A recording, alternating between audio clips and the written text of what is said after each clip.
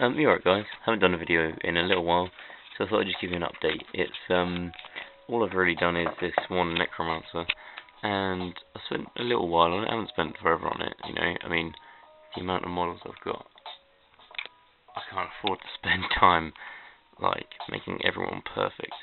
I think I'm just going to go through them and do them all to a fairly good standard, so that at least I've got a painted army.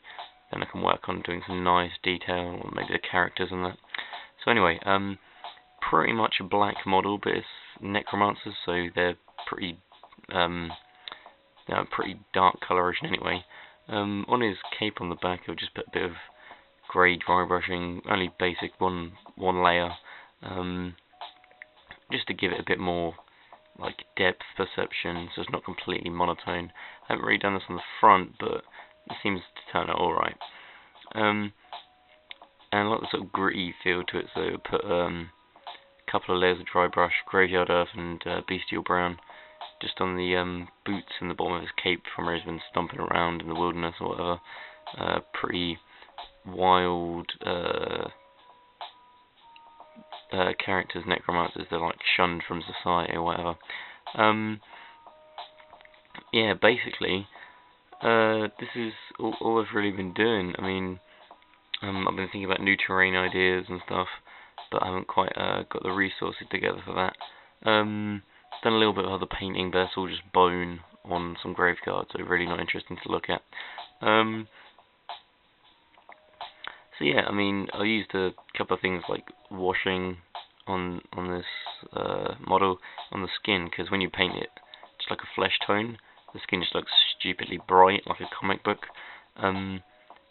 So I mean, I didn't buy a wash or whatever. I just used a Chaos Black, just watered it loads, and it gives you a fair effect for what I'm aiming at least.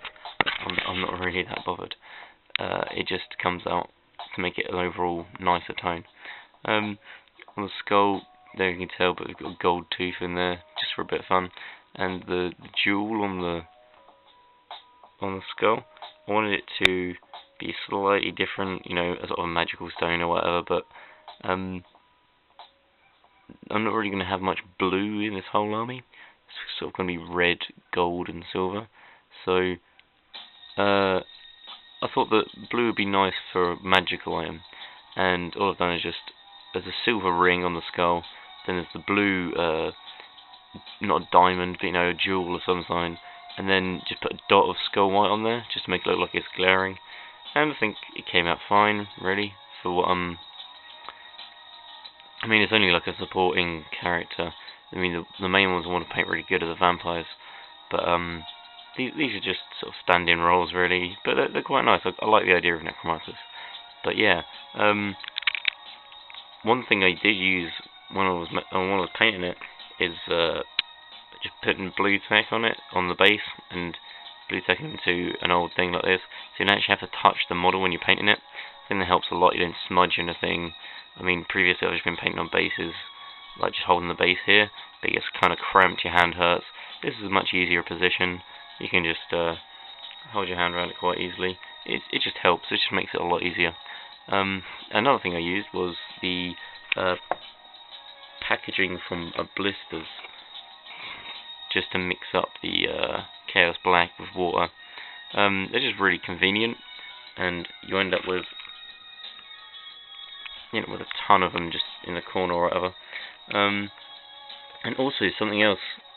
This is one of the terrain ideas, but I heard somewhere, I can't remember where it was. If I could remember, I'd tell you.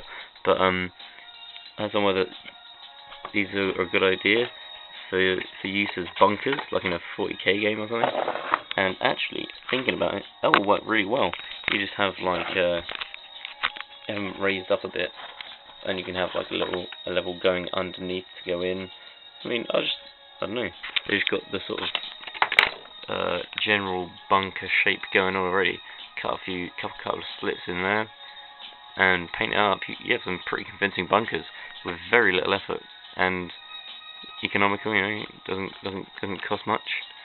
Yeah. Anyway, so these are just really useful. If you can use the packaging for something, I mean, I think it just helps because considering how expensive Games Workshop stuff is, if you can use the packaging to your own advantage for terrain, I mean, I think that helps a lot. Like, use the boxes to build houses and stuff. Just use like the card for that.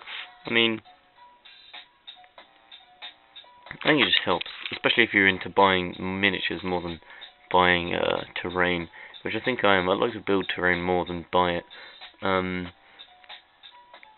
It just saves on the cost of some of the little basic things. Anyway, I don't know if I really have much else to say. I'm still working on building my orc army and painting my vampire counts. So, yeah, just wanted to show you this little Necromancer. I thought it was pretty cool. So to do eyes and things like that, and I don't know, maybe a bit more dirt on the cape or whatever might make it look a bit better.